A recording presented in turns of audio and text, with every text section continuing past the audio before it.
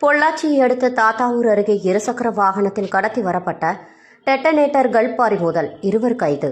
பொள்ளாச்சியை அடுத்த ஆனைமலை தாத்தூர் பிரிவு அருகே போலீசார் வாகன தணிக்கை மேற்கொண்டனர். அப்போது அப்பகுதியில் சந்தேகத்திற்கு இடமான வகையில் வந்து கொண்டிருந்த இருசக்கர வாகனத்தை தணிக்கை செய்ததில் அதில் உரிமம் மற்றும் அனுமதியின்றி பாறையை உடைக்கும் வெடிபொருளான டெட்டனேட்டர்கள், ஜெலண்டைன் குச்சிகள் உள்ளிட்டவை இருந்தது கண்டுபிடிக்கப்பட்டது.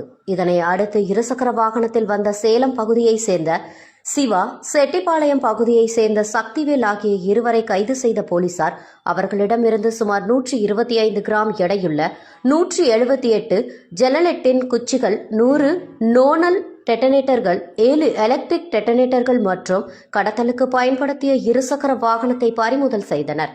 தொடர்ந்து ஆனைமலை காவல் நிலைய போலீசார் குறித்து விசாரணை மேற்கொண்டு வருகின்றனர்.